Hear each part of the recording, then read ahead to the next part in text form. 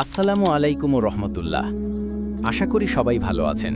যখন দোজক উচ্চস্বরে গর্জন করবে, আখিরাতের আর্তনাদ, সেই দিন দোজক কোনো মৃত আগুন থাকবে না। তা হবে জেগে ওঠা এক ভয়ঙ্কর জানোয়ার, যার প্রতিটি শ্বাসে থাকবে গর্জন, আগুন আর প্রতিশোধ। পৃথিবী কাঁপবে, আকাশ থরথর করে উঠবে, কিন্তু দোজক তখনও খুশি হবে না। সে তখনও চিৎকার করে বলবে, আরও আছে কি? সূরা কফ ৩০।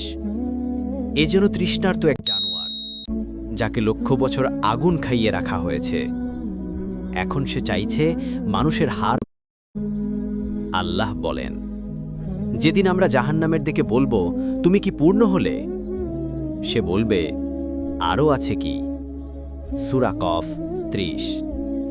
এই দোজক কেবল আগুন নয়, এটা একটি চৈতন্য সম্পন্ন সত্তা, যার রয়েছে মুখ, চোখ আর চিৎকার করার ক্ষমতা।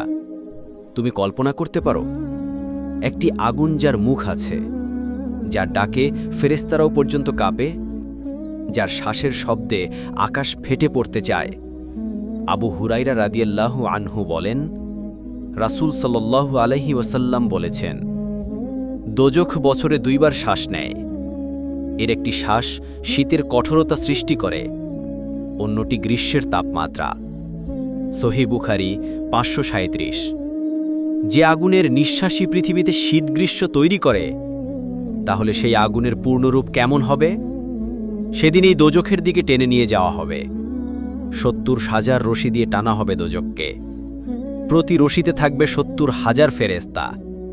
তা হুমড়ি খেয়ে পড়তে চাইবে গুনাহগারদের ওপর। আর জাহান্নামকে সেদিন আনা হবে। সূরা ফজর ২৩। ফেরার ফাঁদের হাতে পড়বে লোহার শেকল, পিঠে পিঠে লাগবে আগুনের চাবক।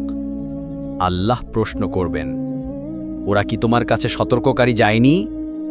সূরা মুলক ৮। তারা বলবে, গিয়েছিল, কিন্তু আমরা তাকে মিথ্যাবাদী বলেছি। আজ যারা বলে, আরে ভাই, এত ভয় দেখাইয়েন না, আমার তো গুনাহ খুব কম, তারা কি জানে একদিন দাঁড়াতে হবে এই দুঃখের সামনে?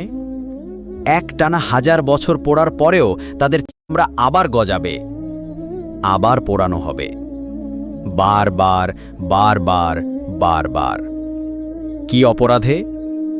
নামাজ ছেড়েছিল, মানুষকে ঠকিয়েছিল, অশ্লীলতা করত, গীবত, মিথ্যা, পর্দা লঙ্ঘন, আর আজীবন সব ঠিক আছে ভেবে বেঁচেছিল। হে আল্লাহ, তুমি আমাদেরকে দোজকের আগুন থেকে রক্ষা করো। তুমি আমাদেরকে তাওবার তাওফিক দাও। তুমি আমাদের অন্তরকে সজীব করে দাও।